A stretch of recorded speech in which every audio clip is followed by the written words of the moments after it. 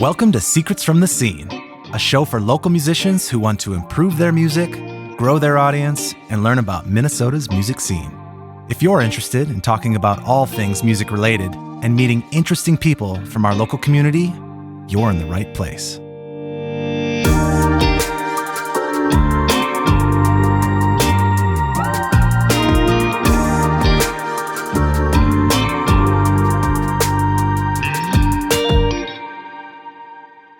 Welcome back to Secrets from the Scene. On today's episode, we have Nur-D, who I'm so excited to talk with today. There's so much to learn from him, and I'm going to jump right into his bio because that says a lot. One of the fastest rising stars in Minnesota's music scene, Nur-D burst on the stage in 2018 after winning 95.3 FM's Shut Up and Rap competition 4 times in a row, and has been making headlines ever since. Performing on stages alongside national acts like Ludacris, Migos, Logic, Tyler the Creator, and the Wu-Tang Clan, Nur-D is well on his way to becoming a household name. Voted Best New Minnesota Artist in 2019 from City Pages, rest in peace. Headlining the Best New Bands show in 2020, First Avenue. And being voted Best Live Concert in 2021, again by City Pages, and Best Minnesota Artist in 2022, Twin Cities Collective, Nur-D brings an explosion of energy every time he hits the stage. With 9 full-length projects in his discography, each with their own flair, Nur-D is something special for any occasion. Boasting a fervent fan base across the U.S. and around the globe, many people are calling Nur-D the next big thing out of Minnesota. Besides being a hip-hop artist, Matt Allen, the man behind Nur-D, is also an activist, community organizer, and a mutual aid worker who responds to the needs he sees around him. The community is at the heart of everything he does, using his platform to fight for equality and raise funds for artists in our community. Please welcome Nur-D. Hello, my name is Nur-D. My friends just call me Mad. My mother called me Matthew anytime that she was mad. I used to rock and roll, but now I just shut up and rap. The worst year of my life was still the best I ever had. That's word to 2020. I know this album's long. I've tried to wrap it up, but it could use another song. I've tried to make it honest. I've tried to make it cool. I'm trapped between the industry and what I want to do. 2 minutes, 30 seconds, and not a moment more. Some lyrics that are catchy and So great to have you here. thank you for having me. I'm super excited to be here. You know, this city loves you because you've won pretty much every big opportunity and award and everything you've done. You've got a show coming up with the Minnesota Orchestra, Yes, which I do. in and of itself is kind of an amazing accomplishment. It's crazy. It's still blowing my mind for sure. You've done multiple huge sporting event things. Mhm. I know, like with the Wolves, Yep. Minnesota United, Yep. and the Wild, right? Yep. I've been with the Wild. I've also been able to be around for the Twin stuff as well. So we kind of been running around. The only Minnesota teams I haven't worked with at this point are the Lynx and the Vikings. So I got, All right. it's only a matter of time. Hit him up. I'm trying to. I want to play for the Lynx so bad. Like, it's great. Do you do like national anthem stuff? See, no, I just like doing halftime shows. Okay. Like, that's really fun to do, or like special press events. We did the one for the soccer that would have came through the All-Star game. Mhm. When it was over here, we did the All-Star game as well, along with Khalid, which was really cool. That's very cool. Yeah, it was super fun. You've headlined First Avenue. Yeah. You know, so it's just so impressive, the whole resume, Thank you. and in a short amount of time, really. It's wild to think that I've only been doing this 5 years. Like, or at least I've only been doing Nur-D for 5 years, which I think is something that people don't Yeah. know. And that's a part of the story let's get into. Yeah. But the origins of Nur-D, where it started, how it kind of took off. Yeah, so I was, well, it started way back in high school, hanging out with my brother and his friends after school, and they would rap. They were all into hip hop, and I was a rock and roll kid. That was my vibe. That's what I wanted to do.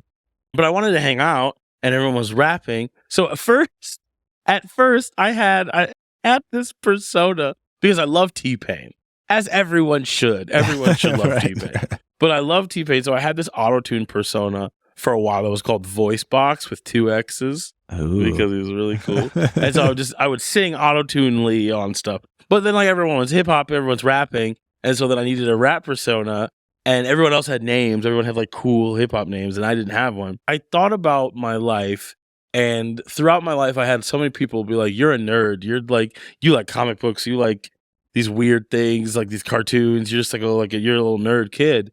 And so I turned it from an insult into like sort of like my own identity, and I came up with Nur-D, like kind of like heavy D, like Nur-D, and it was originally NER-D, and so that was what I would like call myself when we were rapping with friends after school. Years pass, and Go 95.3 was doing this competition. It's called Shut Up and Rap. And we talked. It said it in my bio. It was called Shut Up and Rap, and it was just like a competition. You'd show up and do one song in front of some judges, and if you won, you got to get some studio time, and they gave you the free CDs made of your stuff, and it was like that. Okay. And I was in a rock and roll band at the time, but I wanted to draw attention to the band, so I was like, I'm gonna put myself in this competition as a joke. Like, it'll be a joke. Like, it's like, ha ha ha, this rock and roll band is doing hip hop. The person's doing hip hop. It'll be fun. And I could talk to people about our band just because we weren't getting any traction. I showed up with Nur-D underneath the name Nur-D. I competed. And the very first time I competed, I did not win. I got to the semifinals of the night, and I lost to an R&B artist by the name of Tyler Perry, who was really good. But I fell in love with it. I fell in love with doing hip hop. I felt myself. There's so much to do being a band that I think people don't know. And when you get to be your own person, when you get to do your own thing, you just have more creativity. So I said to myself, oh, no, I love this.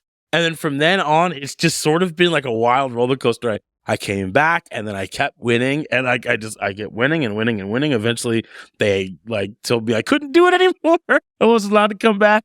But they offered me a spot at Soundset 2018, and from then on, the rest was history. Was Soundset like what you won, or would you just come as an opportunity out of winning that? It came as an opportunity. I wasn't even supposed to be there. Shout out to Augie 5000, a local music entity here, who really put a lot of passion into growing the scene. He just called me out of the blue. I'm working in my call center job. He calls me out of the blue, and he's like, hey, you've been winning. Like, you can't win anymore. Do you want to go to Soundset? Do you want to perform at Soundset? And I think I just impressed him and the team. I would really, it meant a lot to me to be in this competition. And I think they saw that. They saw like my hunger for this and how much I came through it and really took it seriously. And so I think they just wanted to offer me a chance to succeed. So I took it, even though I didn't have more than 2 songs made at the time. So I had been switching off the 2 songs that I would perform at this competition because I only got 1 song. So I only had 2 songs, but they asked me to do a 30-minute set at Soundset. So I had to quick write like 30 minutes worth of music in like 2 months' time. And did you get a band together for Soundset? No, okay. Sophia Eris actually DJ'd for me. Nice. Because I didn't have my own. Again, I didn't have my own DJ. I didn't have any sort of like group. Yeah, I performed at Soundset to a couple thousand people. It was wild. I remember having people tell me, like, we were going to go see Wu-Tang Clan, but we stopped. And we decided to watch you instead. And I was just like, that's insane. Like, that's insane. And from there on out, this was what I'm going to do. I'm going to do this with my life. This is the thing.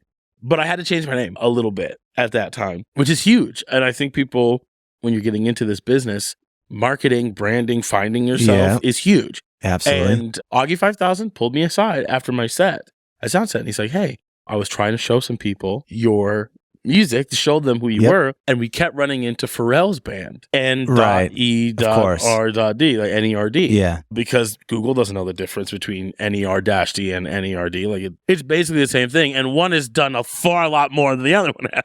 So he was like, I couldn't find you, and I'll never do that again. Like, I'll never embarrass myself. Like in front of these big people, sitting there scrolling, trying to look for you. You should probably change your name. And I was like, oh dang, I'd gotten so close to this name. It had been like this thing for me. So I went through a whole bunch of different thought processes, like different names I could have called myself. But I really liked Nur-D. I really liked what it was and what it stood for me. And so I just changed the E to a U, which phonetically sounds the same, but nothing else comes up when you click when you type that in N-U-R-D, it comes up as me. And then so I did it, and the rest is history. Now Nur-D is like the thing. And it's early on in your career. It was an easier thing to switch. Exactly. I was like, this is my first big show. If I hit it hard now and let everybody know, hey, you know, we're putting the U in Nur-D. Like that's how I marketed it. I was like, we're putting the U in Nur-D is you were the reason I got here. Yeah. You're the reason that I made it happen. And I really did switch the vibe to creating more of a group, which helped create what Nur-D is today. That's why I always reference my fans and my team, because it's like, yo, that's what made it happen. It was a group of people believing in what I'm doing. It's like 75% of it. The talent's like 25. It's the getting the people to believe in that. Because there's so many talented people here in this state alone. Absolutely. There are so many incredibly talented people. Talent is not in short supply. Yeah. It's the belief in that talent that is something that's hard to cultivate. Yeah. And so putting the you in Nur-D and focusing on the Nur-D Club and focusing on like how these people, how we can make this happen, really just shot me off like a rocket. Oh, that's so good. There's a few things I want to kind of break down here before we move on, and to join in on that point of getting the people in there. I think that's where we're going to spend some time. Yeah. But before we get there, I want to just go over a couple things. One is, you had mentioned, starting to get a team together. Are you still completely doing this on your own? Do you have a manager? What does that look like for you today? So the Nur-D team, or the Nur-D camp is how I refer to it most of the time, is still it's run by me, but I'm growing with people that I work with. I'm not working with any sort of entity. I'm not working with any sort of like label or business. What I do is I find people, friends or professionals with the talents that I need, and we work together and build it from there. So I have a manager. She's amazing. She's the same person who organized my wedding. And just a friend that I've known for a while that has an amazing talent for organizational skill, has an amazing talent for corporate conversations, like does events, like that's kind of our whole bit. And so then I was like, I need someone to help manage. And they're like, okay, I can do that. They wanted to help. And so like they were like, is these skills something that you could use? And I said, yeah. And then I have a music director who is just the person who plays saxophone in my band, Saxy Dave.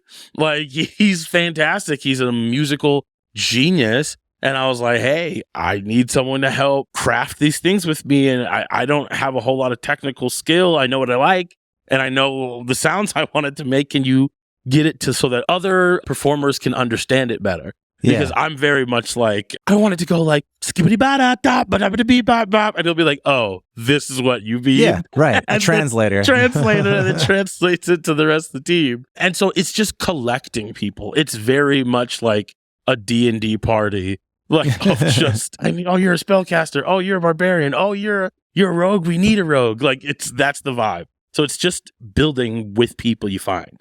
Well, I think that, it sounds so simple, but that's not an easy thing to do, because one, you have to have good people around you. Correct. Which means that you probably need to be a good person and be attracting those kind of people. That's a major component. So that's a big part of it. But then also, working with friends and things like that is tricky. You have to be professional. You have to have boundaries up and expectations that everybody feels like comfortable in their role and compensated fairly and all of those things. So it's a complicated thing to do, but it is a good place to start if you feel like, okay, this is going a little faster than I can keep up with. Or if you just know that you inherently don't have certain skills that you need, then trying to look around within your immediate community to find people that believe in you and want to commit to this. Now, that's hard to do, to get people to really buy in, and it may 100. not. Well, actually, maybe this should be a question for you is, at what point do you know when to start asking? Because I also worry that people are going to go, I need a team. And they start asking for people when they really don't yet. Yeah. I just had a conversation with a young artist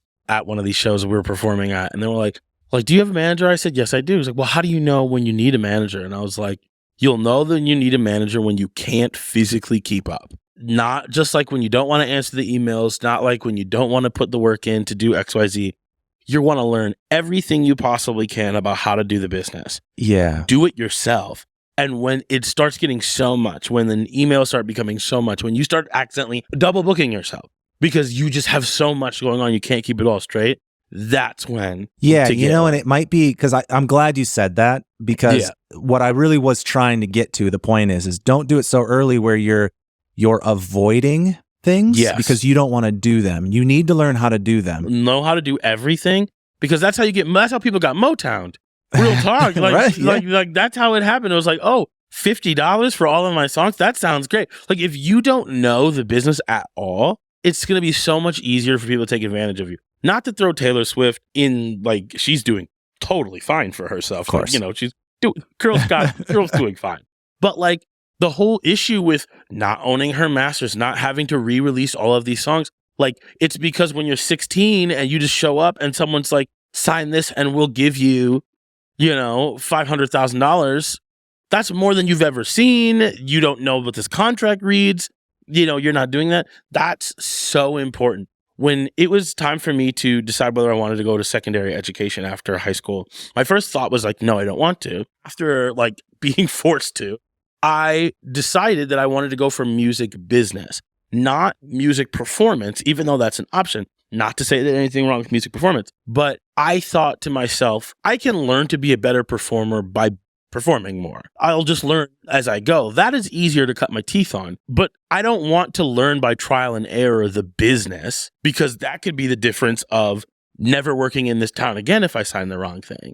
Yeah. Or, you know, if I misunderstand the contract, or I don't understand how my music can be put up or where it can be. That's what I went for instead. Where did you go? I went to North Central, which wasn't particularly like a music centered organization, mind you. And they definitely have a whole lot of stuff that I'm not about. But what I will say is that that time learning the business was priceless. I know a lot more now because of what I went to school to learn. And that was because I had to learn that I wanted it. I didn't just jump into college just because it was time to jump into college after high school. I took some time to think about, okay, well, what do I need to do to get to where I want to go? Yeah. So you'll know when it's time to get a manager to put a team together, when it's become so crazy that you're starting to fumble things. And then also, what are you doing financially? Like, how much money is your stuff bringing in? I would say unless you are paying at least half of your bills with it, maybe wait to get a manager. And that's not saying, oh, like it's all about money or whatever, but it's like a manager should be compensated for the work they do. If you aren't paying you, how much less are you going to pay somebody else? You know? So if you're not thinking about leaving your job, maybe wait. One sort of rule of thumb I have for those kind of things is you should be able to teach the job to whoever you hire. So if you don't know exactly how to do it and you haven't done it yourself enough, then you probably don't. Now, there's probably exceptions to this. There's exceptions to every rule. But you should be able to confidently say, this is what I need. This is how you do it. This is how much I'm going to pay you for it. Then you're ready for it. If you're just looking for somebody to help you out because you don't want to do it. You don't want to do it or don't want to learn. I say you're hiring a manager, not a boss. So they're helping you manage what you should know how to do. They're just helping you manage it. Keep it all together so that it's easier for you to make the decisions that you want to make. You're not hiring a boss, someone to tell you what to do, where to go. That's not what you're doing. So like, think of what mentality you're going into it with, and then you'll know whether you're ready for it or not. Yeah. And also whether that person's ready for it. Now, some people think, oh, manager means I'm in charge. No, like, you know what I mean? No, that's not how it works. So you want to make sure you know. Yeah. Otherwise, it could be a whole issue later on down the line, especially if you're working with friends, which is so often how local acts start out. Yeah. Very few people that I know have gone straight to working with a company who does this. Mm-hmm. And the people that do, often you don't hear about them after a while. New is hard to sell to people. New is hard to sell. We live in a wild and crazy time, so people want to know something that works or something they already like. That's why half the movies are remakes. The franchise IPs are so expensive. Yeah. It's because people flock to what they know. So if you're a new person rocking up to this company who does this, if they have somebody on their roster that already does what you do, there's more incentive to them for you not to do well and to keep you at a certain position while they can build off of your fan base because they have someone who kind of already does what you do. So building your own spot first from the ground up is advantageous because then you can make yourself undeniable and then you're not so much of a threat and you're more of an opportunity. You have some leverage too. Yeah, exactly. Yeah. All right, so 2018, you do Soundset. Yes. What happens next? Well, then I just start playing shows. I think I did anything and everything that came my way for a whole year. Just show after show after show. 2 people, 200 people. Yes. Oh, hey, we're doing a fundraiser. Yes. Oh, hey, the school is opening up. Yes. I just said yes to almost everything. Just show up and crushed it. And not in like a I'm so awesome kind of way, but literally just like my plan was every show that I went to, whether it was 7 people or 700 people, I'm going to like play like it's the Super Bowl because I want people to be like, this person really loves this, because I did. And so that's what I did for a year. And then I get a band together. I get my old band, parts of my old band. I put them like, hey, like I'm doing this thing now, jump on board. I think I finally got it. We start doing shows, big, elaborate, like I'm not making any money. I'm working at a call center and taking the money from that. I live in a 1-bedroom apartment with roommates. I'm just spending all my money to put on these massive shows, pay my band. And I'm like, we're going to make sure that they leave this going like, this was incredible. For $10, we saw something that was out of this world. I do that for a year, and I get called by First Ave to do Best New Bands in 2019, or 2020, technically. I also go on tour with Brother Ali for my first ever multi-stop state tour. Super cool. Which was very fun and very cool. I got to see a lot, learn a lot about the business, and just about what it's like to do shows around the country. Get the call for 2020. They say, hey, Best New Bands. I remember what they offered monetarily was like nothing. It was like $200. And I remember just thinking to myself, this thing is sold out. There's 1,500 people that come in here. $200. Like, that's like, okay. But then I said, okay, I want a headline. And they're like, well, we're going to look at it. I said, no. I have 13 people in my band. I want a headline. I guarantee you this is the move. And this, I didn't know who else was booked on the show already. I just was just like, I need this. Let me do it. Let me prove that I deserve that spot at the very least. And they said, okay. And then we go in there and we just rip it. We're wearing like our Space Jam outfits and we just go. And I didn't know how amazing the other bands were going to be that night. And so when we saw that, we were like, oh no, we really need to be good, because like we demanded this highlighting spot. Yeah. And these people are fantastic. Like May Simpson, if you ever heard of them, it's crazy. So I remember we were just standing at the back like, what are we going to do? Like we really need to nail it. And we did. We went out on stage and we put on one of the best shows that I've ever done. And we got voted best live concert that year. It's 2020. There's this thing going on in the background of the world I'm not paying any attention to. Yeah. I'm just like, because I'm like, oh yes, my life. I remember quitting my job, walking out in November of 2019, quitting my job because now I'm making my whole 2020 is booked with shows. I won Pick to Click for City Pages, so like I'm on, my face is on all these magazines, and I'm like, I'm out nowhere but up. Nowhere but up. 2019, everything in the future is just positive. No world changing event at all, other than my rise to music stardom. I quit my job a little bit after the first Best New Band show, after everyone's like raving about how awesome, because that was in January. All of a sudden, you know, there's little chirps about like stuff shutting down. And I'm just like, what's going on? I'm like, oh no. It was very American of me. I was like, that sucks for them, but we'll be fine because it's America. What a statement. It'll be fine because we live in America. Up until that point, to be fair, that was kind of the case. That was the vibe. Like that was the vibe. You would hear of like this flu or this thing, but it was overseas and it never mattered to us. Yeah. We were just like, it was very American of me. I was just like, nah. And then we get a call and everything gets shut down. Like the call we got was we were supposed to do the opening gig for Minnesota United. We were supposed to open the season. And we get a call and like, they're canceling the season. And I was like, if they're canceling soccer, if they're canceling football, when the NBA and the college March Madness got shut down, I was like, dang, that's serious. But when they told me they were canceling soccer, somehow it clicked, because soccer fans are insane. Yeah. Like, they are insane. If they break their arm in the parking lot, they will wait until the match is over to go to the hospital. You know what I mean? Like, it's serious. So if they're shutting that down, sure enough, in the course of 2 days, I lost every single show that I had booked for 2020. And I had gotten engaged. Like, my whole life was about to like change. I had budgeted my life based off all these shows were going to be. And now I have no job. No income. What'd you coming do? In. I remember I'm sitting on the couch, just looking at the phone. My fiance is at work. She doesn't know that all this has just happened. And I'm like, well, I had quit my job. I am a college dropout with no discernible skills. What am I going to do? But what I thought at that moment, right after that, what am I going to do? my thought process was, I am 2019's best new artist in Minnesota. I am 2020 headlining best new bands. I have gotten all these accolades in the last 2 years. And if I'm feeling this, I know my music community is feeling this too. I have all the forward momentum. I maybe be able to ride this out, but other people might not. And so that's when we decided to make the Minnesota Artist Relief. I called up my DJ Hayes, and I said, we need to figure out how to do concerts over Zoom. And he said, what? I was like, we need to figure out how to do concerts over Zoom. If I can share my computer audio with someone in Zoom, if we make the music come out of my computer, we should be able to get a clear enough sound to them, which means we can put on a concert.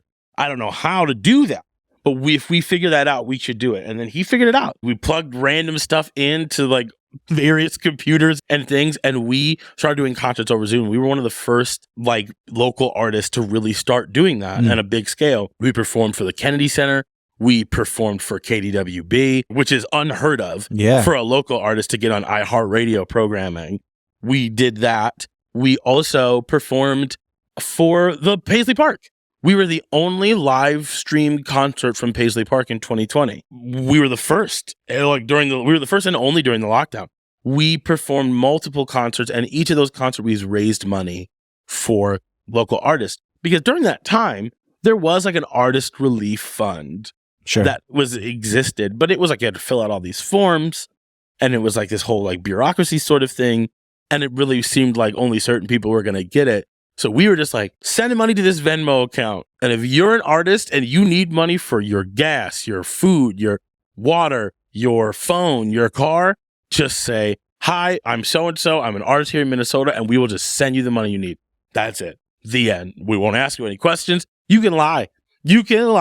And we'll just give it to you, because like, it's not our job to police why you need the money. It's our job to help our community in time of need. So that's what we did. And we did that all of 2020 alongside the uprising that happened at the same time after George Floyd was murdered, hitting up on the streets, working with the movement, and everything sort of built in tandem. Nur-D was caught in the middle of all of that all at the same time, trying to be an artist while the world is essentially burning to the ground is a wild experience that I feel is going to be talked about in much later detail. That's going to be our renaissance, I think. When people talk about where they were. And so we just did that for all of 2020, all of 2021, and it's just sort of been the game since. I say like we're like pirates. We're like the Straw Hat Pirate. We run around, we do these shows, we piss off people in power, and somehow people still like us.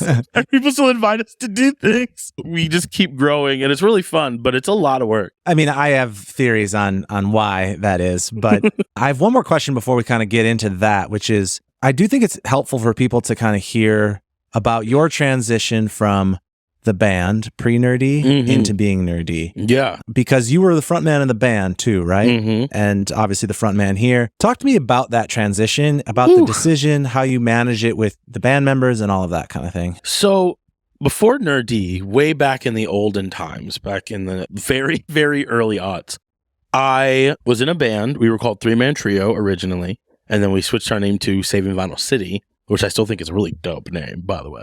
Saving Vinyl City. And we did Saving Vinyl City for about 7 years, which I tell people, like, I've only been doing Nur-D for 5, but I've been doing music for quite some time. It just, at the time, we were a multicultural band with a fat black front man. This is pre-CeeLo Green's Forget You. So that wasn't a thing. It just wasn't a thing. It just was not something that was going to happen. I don't think we could have been talented enough. I just don't think it was going to happen. Not out of Minnesota. Like, it just wasn't. So we were fighting uphill to a door that was locked, essentially. But we worked at it for a really long time. But after a certain point, I realized that I was working out for it more and harder than the rest of the people of the band. And they'll tell you this because most of them are in my band now. Yeah. I remember sitting down with everybody and I said, hey, I feel like I'm kind of like pushing this along by myself. And, you know, you guys are getting close to ending college. You know what I mean? Like, and starting your careers, living your lives. I'm going to not do anything for a month. If we don't get booked, if I don't see like significant social media posts, if nothing changes, then I think we should call it, because what we had been doing this whole time is we've been working as a team. I was the front man, but it was very much like we vote, we do things together. Like we turned down a massive opportunity to play at First Avenue Main Room years before I ended up doing it as your Nur-D, because one of our members was in a play and we don't perform unless we all perform. You know what I mean? Like, oh, could we have gotten a sub guitar player? Yeah. But like we all said that we're the band. And so if we don't get all of us, you don't get any of us, which looking back on it now was like a crazy decision. Yeah, I would agree. It was wild. It was a wild decision. So you take this month off. We took this month off and nothing happened. I come back and I'm like, okay, hey. And they're like, yeah, we kind of figured because we didn't do anything. Right. And then so we ended the band amicably, which I think is a rarity. Yep. Sometimes when a band falls apart, especially one that's been going on for like 7 years. We had changed our name to Black Genesis at that point. Not because we were a metal band, but because we were like Genesis, but if Phil Collins was black.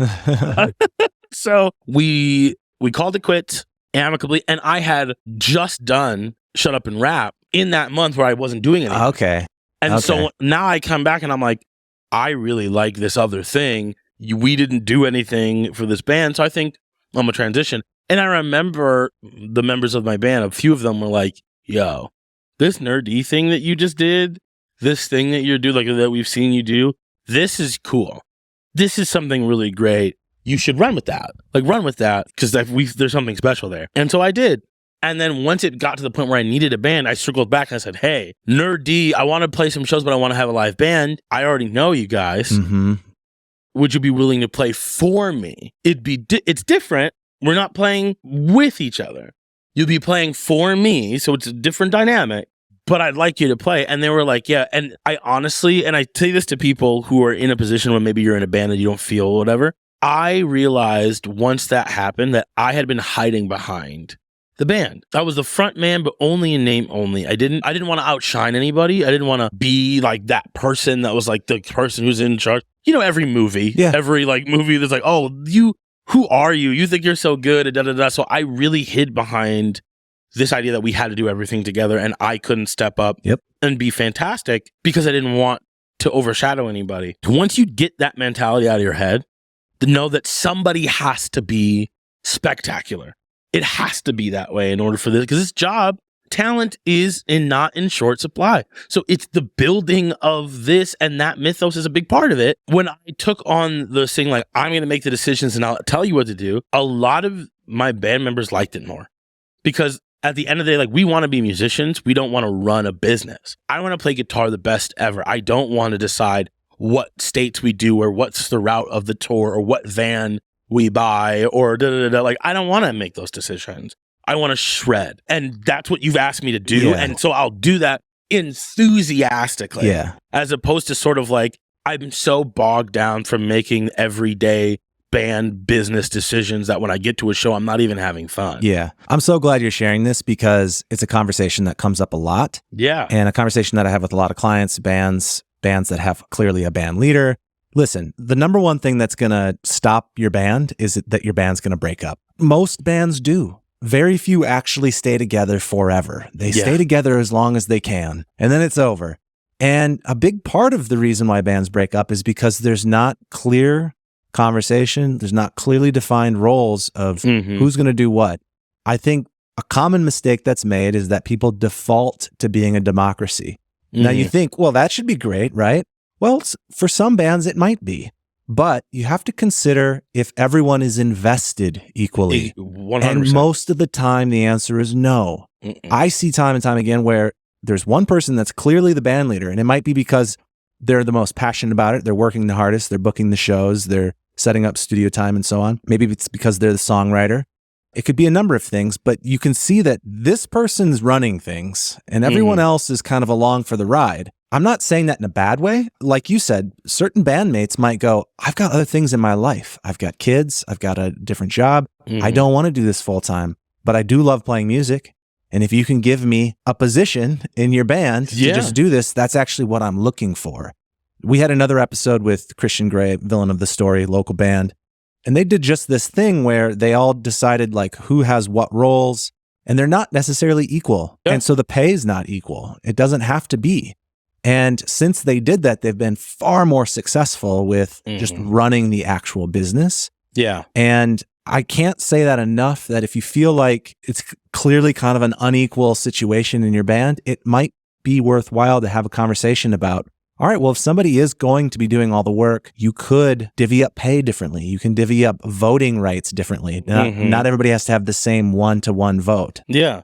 Think of it like a sled dog team. What I talk about all the time. You watch Balto. Somebody needs to be in front. Someone needs to be the one who just makes the decision if we go right or left. It's not saying that they're better than you. It's not saying that you're somehow less than them. It's just that that responsibility needs to be held by somebody. Because if it's always a group thing, always, every time, eventually you're going to run into things that you can't surmount. Or you're going to take too long to surmount and you're going to miss an opportunity. It's just how the business is. You need to know what kind of group you have.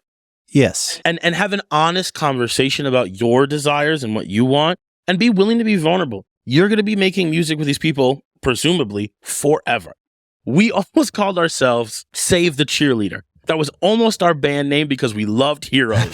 Season 1 of Heroes. We loved it so much because Save the Cheerleader, Save the World was like the tagline of the show. We were almost Save the Cheerleader, but we said to ourselves, we want to play music until we're like 50, until we're 60. That's as old as we could think of at the time. I don't want to be a 50-year-old called Save the Cheerleader. We were thinking this is something we want to do forever, so let's make decisions that way.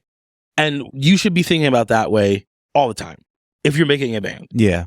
So figure out, are we the type of group that might need someone to be in charge? And I could just focus on being really good at this thing. Yeah. Sometimes there are successful bands that do have everybody's an equal member, everybody shares writing credits. That does exist, and that can work. It's a thing. If that seems like everybody feels comfortable in that role because everyone is equally invested and doing their part, then sure, stick with that. But if you do find that, no, this is one person's dream, then it doesn't give you the right then to be a dictator.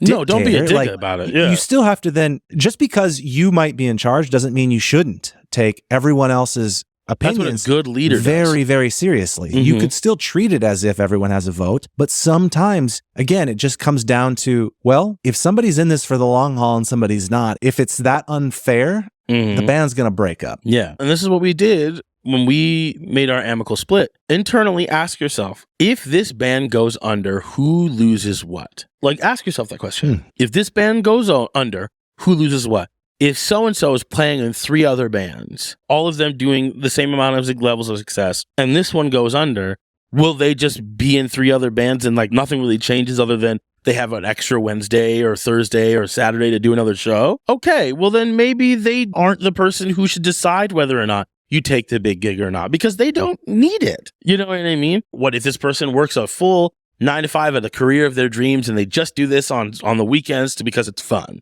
Right. If the band breaks up, that's the bummer, but like, all right, like I live my life. You know what I'm saying? Yeah. So ask yourself, if this ends, if you're sitting here going like, if this, I don't know what I'll do. Like if you're the one sitting around going like, if this breaks up, I don't know what I'll do. I don't know what else to do. You know, I'm working DoorDash and 8 other little tiny jobs so I can keep doing this full time. Maybe you're the person. Maybe this is your thing. Yeah. And it'll be okay. I always say if everybody's eating, they won't look at everybody else's plate. Ask yourself, if your friend who's really passionate about this job made $5 million and you made 2, are you upset? And if your answer is yes, check yourself. Because why? You made $2 million. Sure. Doing something that you love. Like, and all you had to do was just be on board with someone that you trust and apparently like being around, decision making. That's weird that you'd be upset about that. So like, it's something that you have to really, it takes a lot of vulnerability, takes a lot of trust in your friends, these people you're building a job with, or building a dream with, and really coming with some like honesty. Yeah. All right. So I want to pivot the conversation over to what I think is one of your superpowers, in the sense that I've followed you online for a while, and I think that you're just extremely good at being you, being authentic, essentially. Thank you. And I don't want to undervalue in this conversation the fact that your music is also very, very good. And that's why, you know, things are doing well. I also don't want to ignore the fact that because you're so good at sort of being authentic online, that's a huge part of the success and what's attracting opportunities to you over these last 5 years. Has that been a natural thing for you, or is it something that you conscientiously work at? It wasn't when I started doing music. I remember when I started doing music, I was very by the numbers. Like, it was very much like I listened to a lot of people who was like, this is what the industry, this is what you should do, these are what cool people do, da da da. And there's a version of that works for people, I think. The farther away you are from the like American Western ideal, the harder it might be to follow those same rules, I think. Just because the system isn't designed for you to succeed. But this is so weird that you're asking, because I've had some time to think about it. I remember watching this Soulja Boy documentary. The Soulja Boy documentary. Didn't realize there was a documentary. There's a documentary. Okay. There's a documentary. It was just about how he posted on MySpace every day. Okay. And like talked to his fans every day. And was just Soulja Boy for whatever it was worth. He was just like, this is how I do it, right? Yeah. Every day. And he did that so much. By the time he dropped the dance, the one that everybody knows, he had so many followers and so many fans that even though the song is just nonsense, you know what I mean? And a little dance to do that they did in high school gymnasiums. Yep. They did it in every high school gymnasium across the country. At the time of the documentary, Soulja Boy had more #1 hits than Jay-Z. Do you know what I mean? Like, that's insane. But because what he did, he was like, I'm going to be myself. I'm going to talk to you. I'm going to be who I am. And if you're into it, then you'll be in for the ride. And I took that and my love of professional wrestling, which again is, I'm a character. This is what my character is about. This is what I do. And you can be a fan or not. There's a bunch of other guys who do different things, but we're all kind of wrestlers. So you pick your favorite. But if you're my favorite, you're a part of DX, or you're a part of the Nation of Domination, or you're the New Day. You're the New Day Rocks, the Bullet Club, which is what I took and transformed into the Nerdy Club. Like, you're a part of this group. It doesn't matter. And you're weird and you're like us. So here's a t-shirt that says that you're like us. And then you wear it out and someone says, that's a cool t-shirt. And you're like, oh, you want to be a part of this t-shirt? We listen to this person and here's your shirt. You take all of that energy and you put it together and you can, that's the Nerdy Club. And I mean this so much. Professional wrestling is one of the most amazing art forms in the history of art form. That's just me personally. If you can sell fake scripted fighting to stadiums of people across the world 365 days of the year, you can sell anything. You could do it. It's about creating that feeling of belonging and teamwork and camaraderie. And that's what I set out to do, because my music isn't for everybody. No. It's not for everybody. But what I did was like, I'm going to find my people. I'm going to show them that I'm like them and they're like me. And then I'm going to say, like, if you're into this, listen to this song. And I'm going to make this song the best I possibly can. And then we'll push this forward together. I love that. And I want to zoom into a few of those points, because particularly the last one, you saying, you know, my music's not for everybody. Yeah. Just being bold about that. There are so many artists that are scared of that. No. And I think that that's really one of the things holding people back, is that unless you're making something specific enough that it excludes people, it's probably not attracting anyone. You need to be that specific. And I think that some people will look at this and go, well, I'm not that interesting of I like nature and walks down the street. Like there's nothing exciting. I don't like professional wrestling or whatever. Yeah. But that's not really the point. No. Sure, those were things in your personality that you took and heightened. And at least from an outside perspective, it seems that your brand is still very much your personality, but just dialed up. Yeah, no, it's Matt to 11. Yeah, and I think that that's one of the most common ways to start building a brand, is just around whoever the front person or that artist's personality is, and just picking the things that feel the most compelling that they want to lean into for whatever reasons. But it doesn't always have to be based on personality. You can build a completely different persona or use some other theme or something like that. You don't have to be a huge extrovert. Because trust me, if you decide, well, my persona is kind of to be shy and these sort of things, but if you find a way to communicate that in your voice, you will find an audience that loves it for that reason. There's 8 billion people on the planet, right? Even if 1% of them feels the way that you do, that's a fan base that will let you eat for the rest of your life, and your children's children eat for the rest of their life. So don't worry about there's not enough people who like what I like or act how I act. That's a given. You will always have more people who aren't like you than people who are, just because you're an individual. We are lucky to live in a time period where we're talking about the world. When I put a song on Spotify, if you live in Madagascar, you can hear it. Like, as long as you have access to the music I put out, the various ways of listening to music, you can find a fan base. Yeah. There is nothing holding you back. So don't pigeonhole yourself, or don't not share yourself because you think that there's not enough people like you. There are. There 100% are. Yeah. I just think that people are scared, essentially, for lack of any better way of putting it. They're just scared of trying to be that open and authentic. It's vulnerability. It's hard. But people are very much drawn to it. And there's trust that's developed over time. Now, my question for you, though, is did that specifically come natural? Like, did it start there? Because I've followed you for the last year, maybe. But what was it like before that? Like I said, I had done Saving Vinyl City and Black Genesis for so long. I said to myself, I'm going to do this the way I want to, this Nur-D thing. And if it doesn't work and people aren't into it, I just won't do it. But unlike trying to do it the industry way, which is like just to be cool, to chase the trends and to follow the things that are like, I don't want to do that. I want to do me. I want to be weird. I'm going to like the things I like. I'm going to talk about the things I like to talk about and just be 100% myself. And if it doesn't work, then I'll find something else to do. So starting Nur-D, it was from the beginning. Okay. So right away, you just said, I'm going to go all in on this. And then you got so much good feedback right away. Things are working. And so it's looking back on it, I was like, of course, because there's a lot of people who like that stuff. Yeah. There's a lot of people who think the way you do about these things. There's a lot of people in similar situations. I heard Coloring Book by Chance the Rapper for the first time, and I said, this sounds like me. This sounds like how I was raised. This sounds like where I'm at, like emotionally, spiritually, how I want to talk about things. Like, this sounds like me. There's rap for people like me. And I thought to myself, if he can make that and we've never met and I love it, then if I make something about what I'm about, then I guarantee somebody's going to know it. Yeah. You know what I mean? And I just did. And I was like, I'm going to vibe this way. And it worked out. But from the start of Nur-D, I grit my teeth and said, I'm not going to hide me. I can't. Because I don't want to become famous being someone I'm not, because that's how people lose themselves. Or quit. Because it's just not sustainable. Because now you're just playing a part.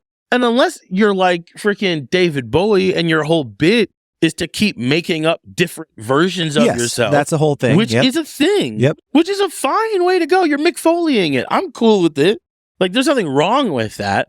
But then you have to go in the mentality of like, this character likes this and this character like this, and know that people might prefer Slim White Duke over Ziggy Stardust. Like, they might, you know what I mean? And you just might have to live with that.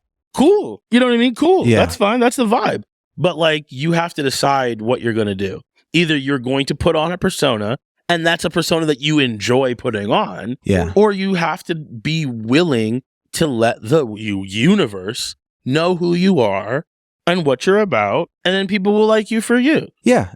It doesn't have to be outrageous. It doesn't have to be, super funny, or, you see that and you go, well, that's not me. That's okay. It's okay. It's okay. As long as whatever you do is consistent, and things can change. How would you say your brand has developed over the years?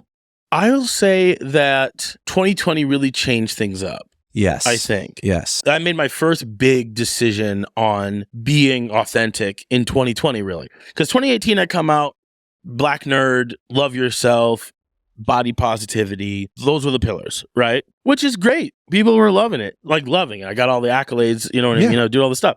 2020 comes around, and I'm out there on the street fighting for, justice and freedom and all this stuff with these people in the movement who've been doing this for decades. And I'm really becoming entrenched with the systematic oppression of a people, my people. And while I've always been Black, but this has always been who I was. It just wasn't a part of my music. Not because I was hiding it or anything. Yeah. It just wasn't what I was writing about. You know what I mean? Because that's just wasn't what I was doing. But in 2020, here I am every night, every day, I'm doing this stuff, and that's what I want to write about. That's what I want to sing about. And I remember talking to my DJ, talking to my friends and my family, and like some of the people I trust doing music. And I was like, I want to talk about this stuff in my music. There was a first aid station outside of the Kmart in Minneapolis, and I had got shot with a non-lethal round while we were trying to get injured people out of there. And at the time, I didn't know it was non-lethal. I just remember just getting hit in the hip really hard. And I was like, oh, well, I'm dead. Like, all right, cool. That's how your life ends. In that moment, I was like, have I said everything? Have I said everything that I'm about? Am I going to get Martin Luther King? Will people use my stuff to sell their propaganda later on? Like, was I specific? And I realized the answer was no, I wasn't. You know what I mean? Not that I wasn't hiding anything. I wasn't doing it, but I wasn't specific. And so I came out and I said, all right, I'm going to make these music. I have 2 albums, 38th and Chicago Avenue. And I'm like, I'm going to write about this. And even as I was doing this, like, I know I am going to lose fans because everybody wants to love themselves. Everybody loves body positivity. Very few people enjoy dismantling systematic oppression. It's its own thing. You know, but I knew that it wouldn't be right. I wouldn't be me if I didn't talk about it. And so I said, well, here we go. I put out the 2 albums and I lost fans. I did. I had people message me and say really mean things. Like, we used to listen to you. I used to love you. Da, da, da, da. Not anymore. You're XYZ. But I gained so many more. And the reason is because what I didn't know was that there are a bunch of people out there, like, we like you, but like there's things that we care about that are more important. And so we just don't really vibe with you because you don't really seem to stand for that stuff. And so when I was like, I do, they were like, oh, cool. We do too. And so, yeah, while I lost a sector group, they were a group of people that I wouldn't really want to hang out with anyway. Yeah. Because I was myself, my fan base grew because I was growing. Yeah, that's so important. But I think the bottom line is it just has to be you, no matter what it is. If you end up incorporating larger causes into your messaging, into your brand, fine. There's a lot of advantages, but there are some disadvantages. There's always disadvantages. And I mean it, and I meant it is because I was doing it. So I say that to specifically say, don't take up a cause because you think it's going to get you followers. Yeah, that would be a terrible move. That's a bad idea, because once you say that you're about that life, whatever that life happens to be, once you say you're about that life, that you're a person that they can come to, if they don't see the proof of that in what you actually are about, it will be a negative thing. Absolutely. People can smell bullshit. Yeah. They will know if it's inauthentic. They will. So it's just like, just be real. If you're not about a thing, if you're not ready to jump into a particular cause or activity, then don't. Like, obviously, educate yourself on things that are important. Don't pick something going, I think I can gain more fans if I take this stance. Yes. That's a terrible idea. That's the worst idea. As long as you believe it and you're living that life, good. And if your life changes and you learn and you take a different stance than you took before, your fans will move with you because you've been open and honest the whole time. If you say, hey, I said XYZ before, but I actually just learned more about the situation, and actually now I'm saying ABC. People will be able to track the progression. People can tell when someone's switching up because it's convenient. Yeah. So like, as long as you're just like, this is my journey, I'm on it, I'm rocking the whole time. Yeah. It's real, and people will be able to see that, and your brand will be better because of it, because it's you, because it's who you are, and you're never having to start putting on a mask every time you go outside. Yeah. The benefit of being more than just your personality, by having more in your brand, in your case, activism and being a community organizer and helping other people, is that your overall brand becomes something that people can talk about way easier. And the dirty secret is that when it comes to like publicity, getting write-ups and that kind of thing, the journalists, the writers, they're often just grabbing what you wrote and rephrasing it. Yes. So the better that your story is, the more enticing your story is, the easier it is that their job becomes. You know, the stronger your brand is right from the get-go, where they don't even have to do anything. Yeah. The more likely you're going to get featured. And if you do a Google on Nur-D, you will see an endless amount of press just from a business standpoint, because you've earned and, deserve all of that. But from a business standpoint, it's brilliant. Like, you can just look at it and you can go, yeah, I get how this bio is this writer and they just took this and this makes for a better positioning for their company. Like all of it makes sense. And it's kudos to you because your brand is strong. It's a full picture. It's not just like a front that's like, okay, here's what this is going to be.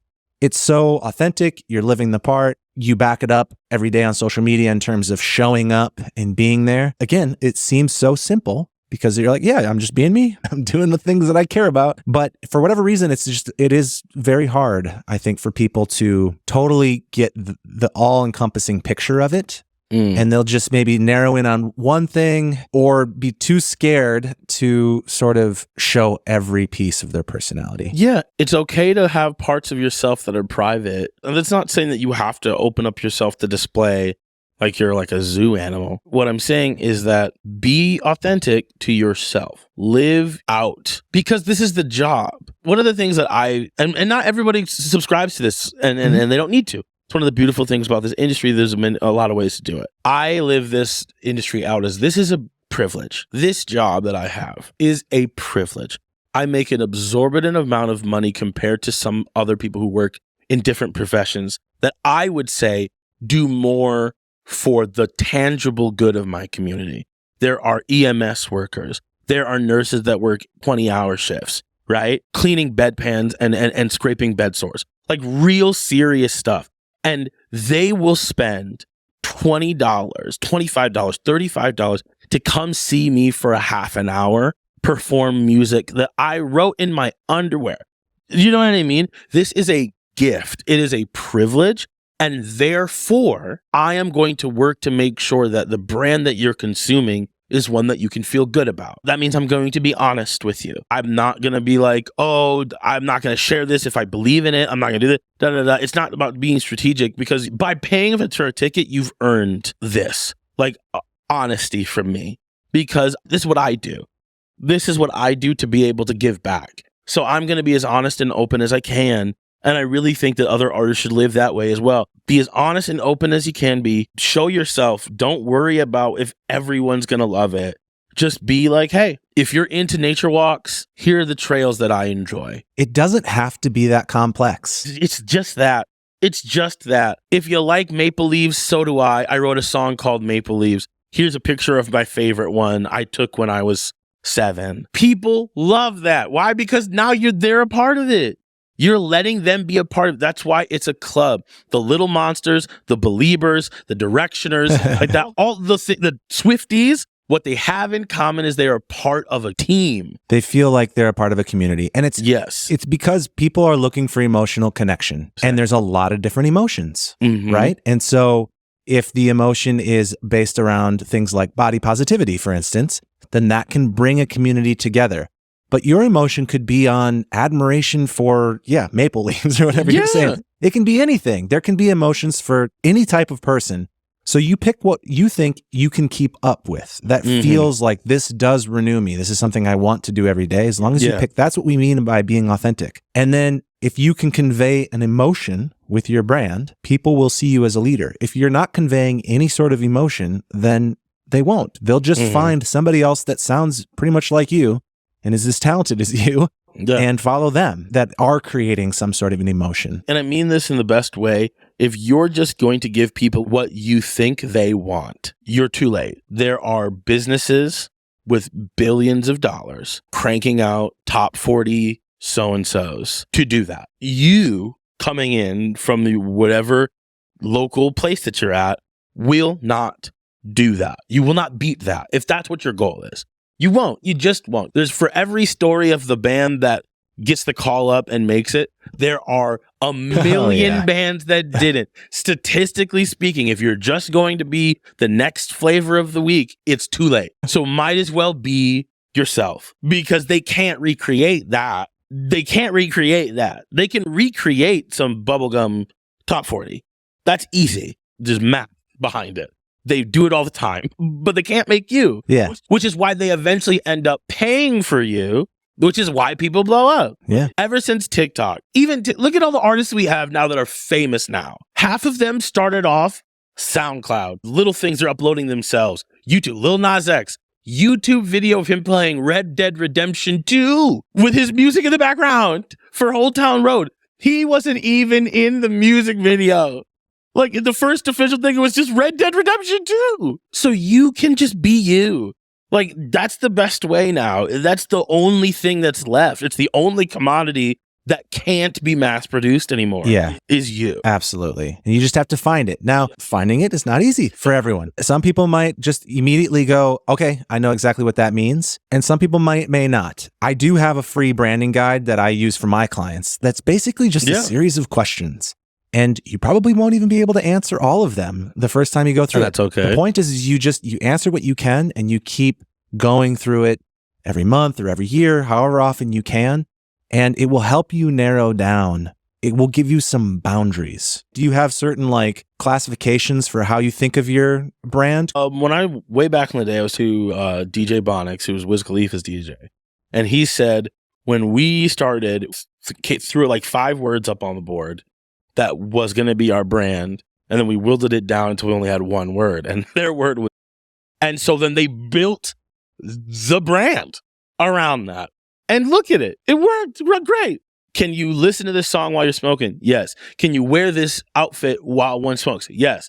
Can you do this or do this post? Does this cater to this lifestyle? Yeah. Then as long as it fits in there, I did that same exercise. I didn't whittle it to 1. I whittled it down to 3 because I just these 3 were black.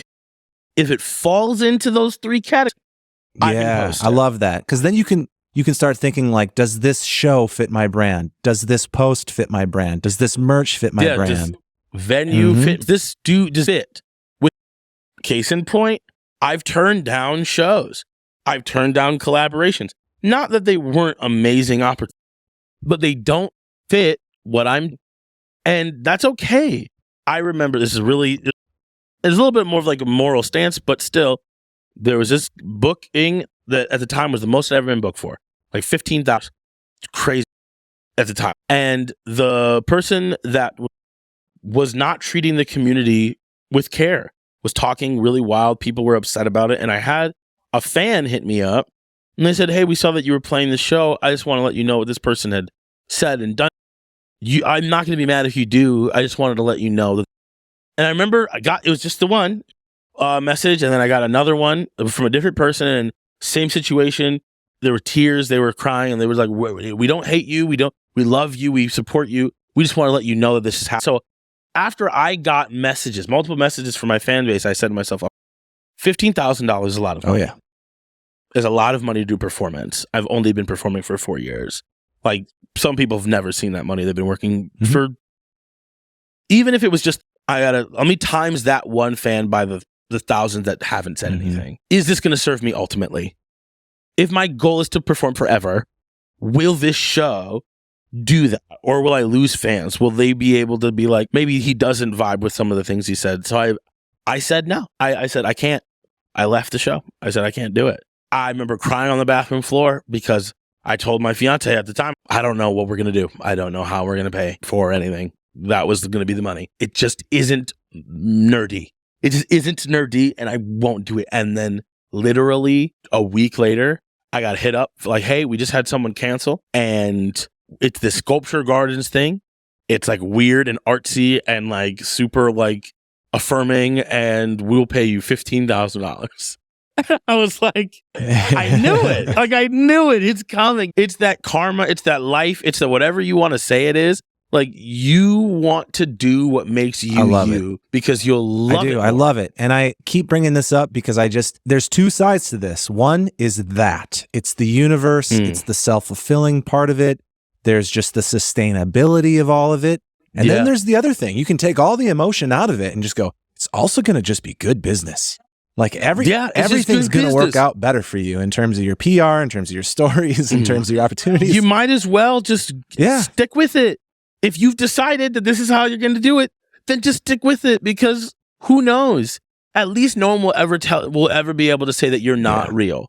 And because then you can change your mind. That's the beautiful thing about being yourself all the time. If your mind is changed, you just let people know, then you can move the other way. Because then they'll be like, well, they've never lied to us before. So I didn't finish this brand guide. It's got questions. It helps people out. I will put the link in the show notes, but it's healthyproductions.com/craftyourbrand. That's dope. And it's free. So it's just a series of questions. It will help you start to figure it out if you're like, I don't even know where to start. It's just, these are good prompts to help you get on your way. Anything that gets your mind moving in that direction. The only other thing we should cover about branding, hit me. Because we've gone through sort of the philosophy and like how to show yourself online and stuff. Mm-hmm. But I also know you have a strong brand on stage. Yes. The visuals. Yes. Talk people through like why. Okay.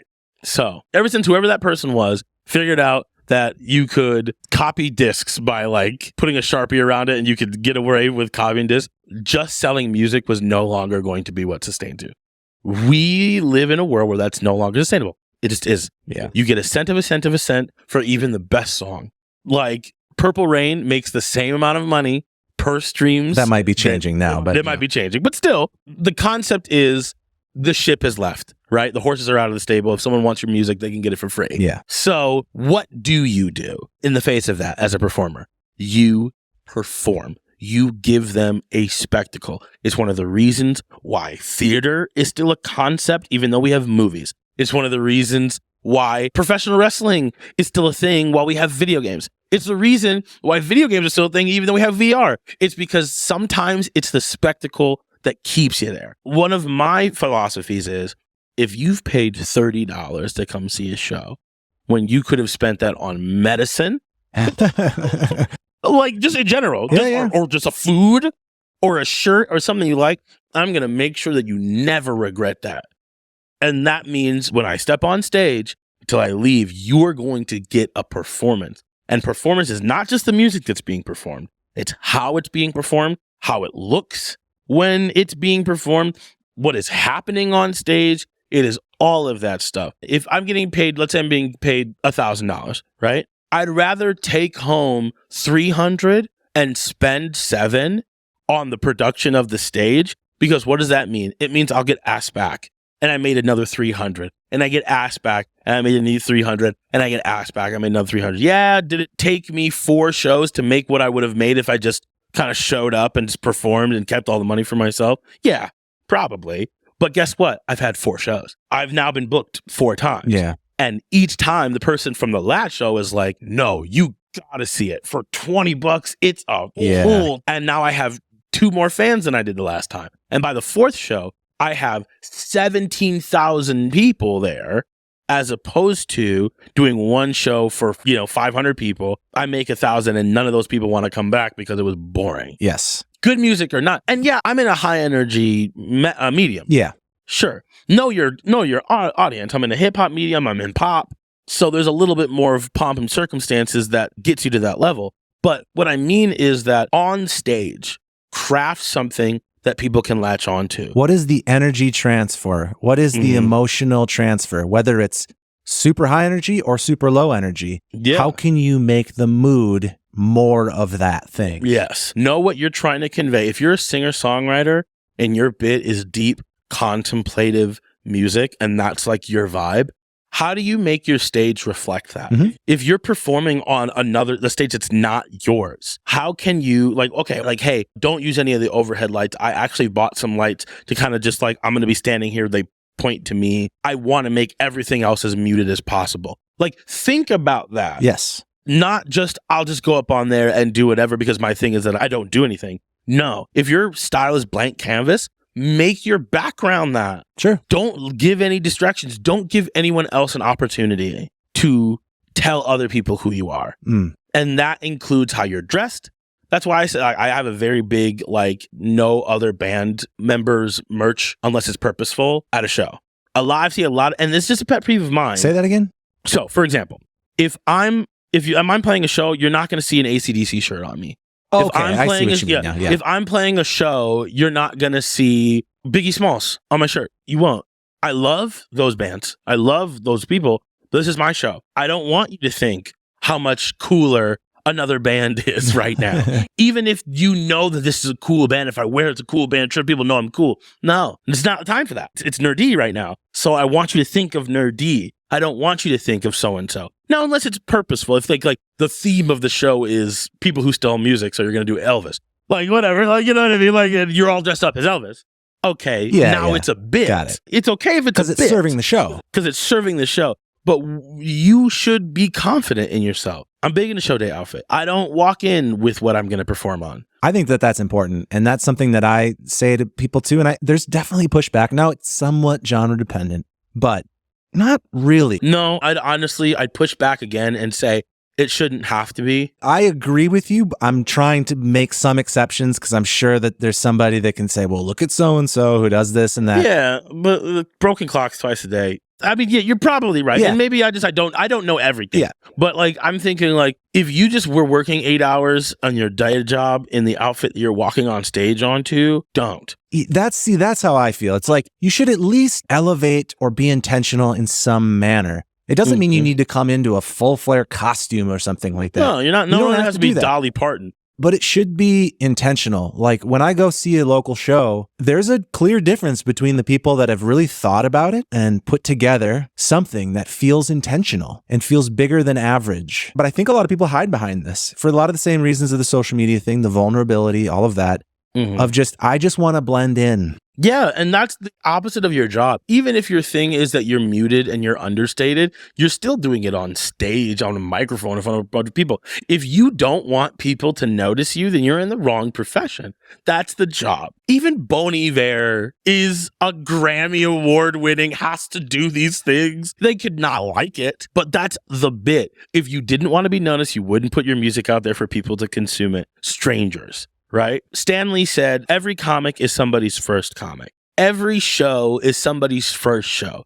It's like a first date. You don't dress up in dirty sweats and whatever to a first date. I'm not saying that you have to go put on a tux if that's not who you are. Yeah, exactly. But like, change a shirt. You were wearing that shirt all day. It's got your lunch stains on it. Just change a shirt to another shirt that you would wear. But at least mentally, you've put on a new shirt. You put on a new pair of pants. You've thought about what you're wearing for these people. That's the main thing. Just think about it. Do you think this is the best representation of you and your look on stage? Yeah. Most people are just like, whatever, it's just me. And sometimes it works, I guess. But I just think that being intentional and it's okay to show that you're trying. Yeah. I think a lot of people are just scared of that, of like, I don't want people to think I'm taking this too seriously. Yeah. And it's like the idea of don't take yourself too seriously is more about like not becoming a dick. Not holding on to something so tight that you're going to have a tantrum if it doesn't work out. Yeah. Like that. It's not about just being like, this isn't important. Yeah. Like your music and your presentation is very important. It's just that, you know, if someone comes up to you and says like, hey, that's an odd thing, you're not going to like hit them with an ice skate or something. Like, you know, it's just like, just calm down, but it should be important to you. Yeah. And depending on your genre, like as a hip hop artist, I buck a little bit of a convention because I didn't grow up with money or wanting a whole lot of things. I don't want a lot. One of the things I say often is like, I have most of what I need. I'm not buying $300, $500 shoes. I'm not doing that. And I know a lot of people in my genre do. I just don't. Even though I have the money to, I just don't. It's not the stuff I like, so I don't do it. But when I perform, I'm going to put on an outfit that I plan to wear for the performance. I got these overalls. I love them, and I will put them on for this. You know what I mean? That's the vibe. You got to do that. Well, thanks for going over all this branding stuff. I do think that your brand is extremely great, very strong. It's so easy to tell somebody about you without showing them your music. And that's usually the meter of like, okay, strong enough. If you don't need your music, then it's strong. It's the comic book cover. A lot of people buy their first comic based off of what it looks like on the front. Yeah. If you can get people into Spider-Man without telling them anything that happened to Peter, you're already there. And that's kind of the vibe. Yeah, definitely. I want to go over one more thing, which just because I think that it's worth people knowing this sort of discussion. You know, we go over your bio, got all these wins, all these successes, all of this kind of stuff. And a lot of it's coming to you because there's this momentum. But obviously, you also had to put yourself out there. You had to submit yourself to the first radio competitions and that sort of thing. How much work goes into chasing opportunities versus them just coming to you? Poof. That's the eternal balance of this. I get a lot of gigs, a lot of things because people have asked for me. Because they know what kind of show I put on. They know what kind of things I do. That was because For the first 3 years of my time, I was just anything and everything, giving 100, really pushing to show that my art is worth it. You're going to get a show and you're going to look around and be like, this is amazing. I have pushed myself for things that I really wanted. It requires vulnerability, which is, again, the name of the game, the foundation of all of this, is like, I'm just going to ask. The best way to do it is to talk to people. Yes. Like, actually talk to people about what you do and what you want. My favorite game, I give this out for free all the time. I was literally talking backstage to a young artist about this on the last show I was at. I said, you know what you do? Be nice to everyone, especially the bartender and whoever's running security. That's the secret sauce. This is what you do. Go up to the bartender. Go up to security. You've spent all night being a cool, respectful, on-time performer. And then you go up to one of them and say, yo, this is such a great venue. I had such a great time. Thank you so much. Who do I talk to about trying to do this again, or to be booked here on my own, or whatever the situation may be? They will say, I don't do bookings, but so-and-so does. You say, thanks, person's name who I've just learned. I appreciate that very much. Then in your email, you say, hey, person I was told to talk to, this person who works with you told me that I should contact you about performing here. Now you have a recommendation from somebody who works at the place you want to go to. And now it's not, you're not just some person. You're someone a coworker has talked to, and they have nothing but nice things to say about you because you've spent the entire night being kind, respectful, and talented. Yes. And while you're at it, being nice to the bartender and the security, you can also be nice to every other band that's on the bill. Every single one, regardless of what your music is. You can have the most filthy, disrespectful, raunchy things on stage. I'm not telling you what to say. I'm not telling you what your art should be. As soon as you walk off stage, however, thank you very much. It's an honor to be here. I loved this thing that you did in your set. Thought was really cool. Like, and mean it. Even if you didn't like most of it, find something that you did enjoy. You guys really are locked in. I can tell that you guys like love doing this with each other. It's so cool. I hope to get that sort of energy when I perform. So much of this business is your relationships and who you know. I've been a part of enough shows, I've watched enough shows where it's just like the bands don't know each other. They might be on this lineup somehow together and they just go off in their separate corners. And it's like, oh, be the person that goes and introduce yourself, make conversation, make friends with everybody. You never know who's going to pop off next. Never know. And a rising tide raises all ships. Yes. I say this all the time. I want everyone to succeed. I am not one of the people who believes that there's only room for one at the top. I will tell you that this music scene is incredibly talented. I say this all the time. Minneapolis, Minnesota, the Twin Cities, what we have, St. Paul, Minnesota, even the suburbs, shout out Rosemont. We have talented people coming out of here. And if one of us blows up, we all blow up. Because let's say the next Michael Jackson comes out of our community. Everybody and their grandmother is going to be, well, what makes this community bring this person up? And now suddenly everyone's looking. And then they might find you. I love Terrence Trent D'Arby. Holding On to You. I'm not familiar. Oh my God, that song is amazing. And he was out during the same time of Prince and Michael Jackson. It's the same, you know what I mean? More Stay in the Time and Prince. One person might be Prince and it might not be you. But guess what? There is enough here that if that person goes up and says, this person's great, boom. Yeah. Now you found your fan base. Now you're going across the world. Yeah. And now suddenly you've made it. By being friendly with everybody, you just expand the amount of connections you have, which means you expand your knowledge base. These are people you can ask for advice. If they end up getting somewhere that you haven't been yet, they're people that you can tour with. The amount of times that I've asked artists that have gone further than I've gone, what did you do? Who did you reach out to? Is it okay if I pick your brain on this? And because of the relationship, the authentic and serious relationship that we've formed together from just being kind and being respectful, they'd be like, yeah, sure. Here. Oh, there's an email. I'll actually tell them that you're going to email them. Yeah. It's huge. That can make or break a career. That could change your life. That can literally change your whole life. Is just one person. The first time I played for First Avenue, right? And I only mention them because they're like the people, the music people in our community right now. The first time I played for them as Nur-D, I had done a show at the Fine Line. They had just bought it. They had just bought the Fine Line. I'm opening for the artist Buddy. I'm still in the shut up and rap phase. I don't have a DJ. I have a laptop mic. I get told by the people throwing on the show, they're like, hey, Nur-D, we can't really let you into the green room. There's just too many people down there. And I know you're performing, but like, hey, it's just what it is, right?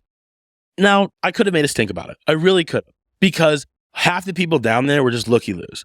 People that the station wanted to have down there, and they wanted to be cool, and they wanted to hang out with the big celebrity that had come to do this show. And I was a performer. The green room is for me. But I literally was like, I thought about it, and I said, do I want to invest in the relationships I'm making now, or do I want to demand what I think I deserve? And I said, that's fine.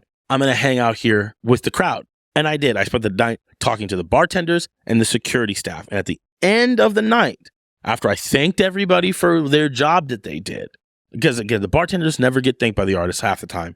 The sound techs rarely get thanked by the artists half the time. And the security almost never get thanked by the artists at the end of the night. So I went through and I made sure I did that. Well, the security person said, hey, here's my card. Let so-and-so from First Avenue know. I'm going to let them know that you're reaching out to them. I will make sure you get booked at 7th Street because you're amazing. You did a great job. And so I was like, cool, thank you. If it wasn't for me taking the time to be consciously kind and build relationships, and I still see that security dude regularly and I dap him up every time because now I'm making a living off of this. That conversation led to my first show at 7th Street that got sold out, my second show at 7th Street that got sold out, my times at the main room I get asked to do. That's what that came from. It wasn't my talent, sure, because I came there ready to rip it, and I did. All that, my work, sure, but it was that conversation. It was that relationship that got that foot in the door because, again, 75% of this is getting people on board. It's not talent. It's your attitude. It's your attitude. I know of artists in the cities that are better than me at most of what I do. They're better lyricists. They'll probably be better singers, I know they're better dancers. Better dancers, but they will never make it because that's the hurdle that they can't get over is opening themselves up to be a person in front of other people. Oh man, that's so true. It's so true. And that's what and I know because it gets them frustrated. You hear, how do you do it?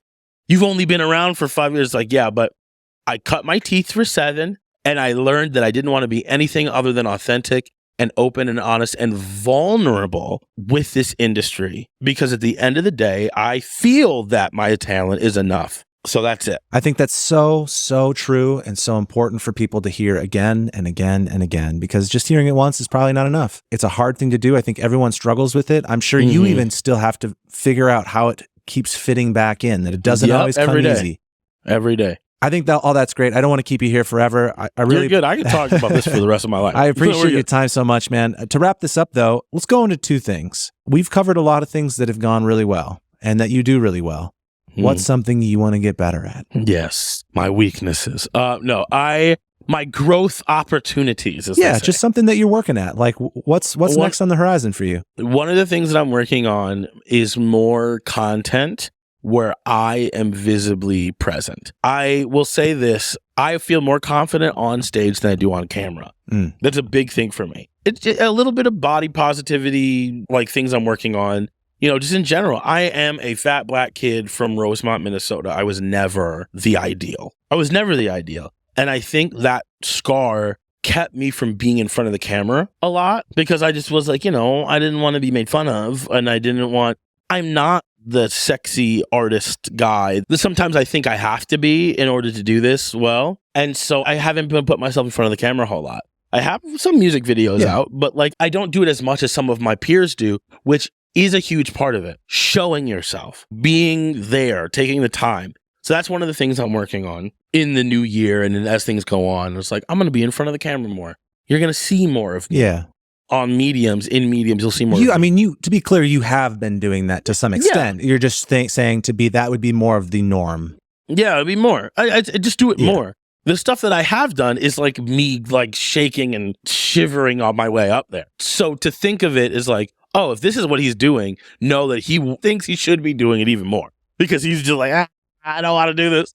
But I do because I know it's a part of the job. I'm just looking to continue to grow in that area. Yeah. Another thing that I think I want to work on as I continue in my role, I am very much driven by my passion, which is a good thing. But there is a bit of strategicness that I feel like sometimes you miss when you're driven by passion. And I'm trying to be better at like planning things out ahead of time. Yeah. I'd be like, I wrote this album. I love it. Here you go. And then like, do you have music videos for this? Do you have flyers and all the other stuff? And I'm like, well, no, I just made it. And I was really excited. So I just shared it because I want you to hear it because I think it's good. And they're like, oh, I mean, it's good. It's fine. It's just that like, if you would have waited and prepped, you could have gotten like a whole thing because it's a business. It's a science.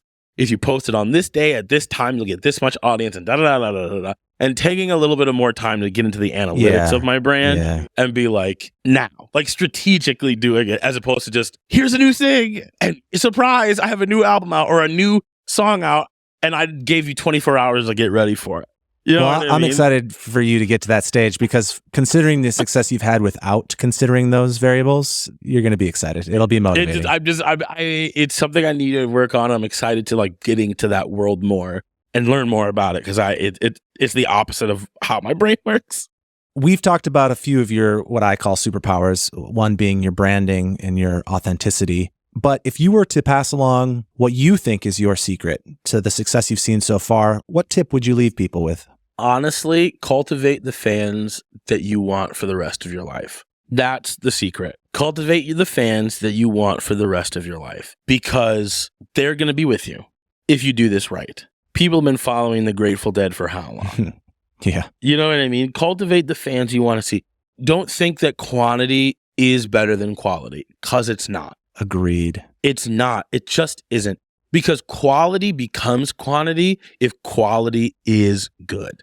Like, that's just the real. Because there's enough people in the world. Yeah, there's enough people in the world to satisfy that. And I keep using Taylor Swift as an example, or even Beyonce as an example, but like, look at Drake even. Let's start with that. He got his fan base. He knows what he wants. People make fun of him for like the type of music he makes or who he makes his music for, which is young people, which is like people who are like just turning 20.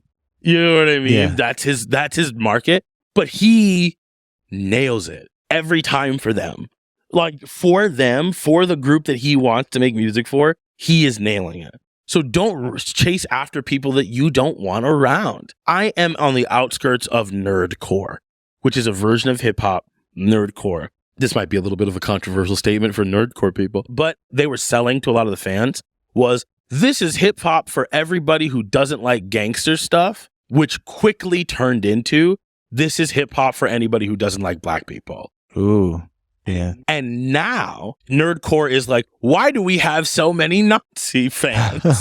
You know what I mean? Like, why do we have so many white supremacist fans? Like, why do we have so many fans that don't like diversity or aren't kind to women or people? And they're confused. Like the artists themselves, they didn't think about it because that's not what they wanted, but they weren't thinking about it. They were just like, people finally like what I'm making and I'll just take anybody in all these. Think about the fans you want and cultivate the fans you want forever. Be honest and say stuff, especially if you're a man, especially if you're male identifying.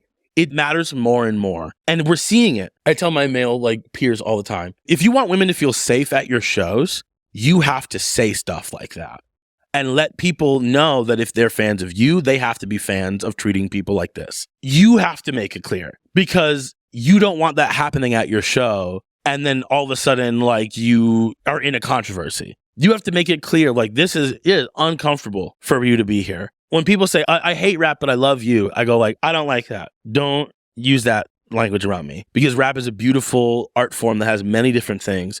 And if you are uncomfortable with like sexism or misogyny, and that's why you like me, that's great. That's great. But don't say you don't like maybe rap. Be a little more specific. You maybe be a little bit more specific and being very serious about that. Because then what do? You make it clear that if you're a so-and-so, if you're a Maple Leaf fan, go back to Maple Leaf person, If you're a Maple Leaf fan, you're going to recycle. And then now know that everybody in your fan base knows to do that. And now you have a group of people who are rocking with you that you can just fully invest in, and they'll fully invest in you. So make sure you take the time to build the fan base that you want for the rest of your life. It takes a little work, it takes a little vulnerability, but when you do that, those people will bring on more people, and those people will bring in more people, and those people bring in more people. Eventually it'll get to the point where you're so big that it's hard to like really like fish out certain things, but like it'll be a lot less work. You won't be finding yourself 20 years down the road being like, oh my gosh, I'm playing this place. I don't like any of these people, because that's why people then retreat into themselves. And then they lose themselves, which is like the worst thing that an artist can do. Yeah. Well, thank you so much for coming on today, for sharing your stories, your advice, your insight, man. It's really great. I'm excited for people to hear this. If people aren't already following you or aren't aware of you, where would they connect with you to catch a show and to learn more? Yeah, please. If you like what you hear and you're into like this vibe, give it off into this. Yeah, this like the Vogue. I'm hitting the Vogue. Okay, nerdyrocks.com is my website. N-U-R-D rocks, like multiple Dwayne Johnsons. It's really easy to find. .com. Also, it's the same thing on all the social media. Nerdy Rocks, N-U-R-D rocks. Find me, check it out.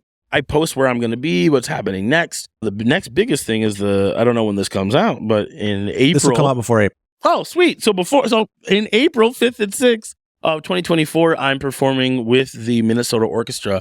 We're doing 2 nights of my music, full orchestral, full symphonic orchestra pieces of my work. I'm very, very excited. I'm a little nervous, but it is the 100% done, totally amazing, completely finished, super dope show. and I mean that. So come through and check it out. It'll be really cool. But again, Nerdy Rocks everywhere. Come find me. Let's hang out. Awesome. Definitely check them out. I'm going to have all those links in the show notes, as well as the free branding guide. If that helps you, let me know. If you like the episode, please send me a message. You can email me or hit us up DM on at Secrets from the Scene. Draw a picture so we can put it on the fridge. Exactly.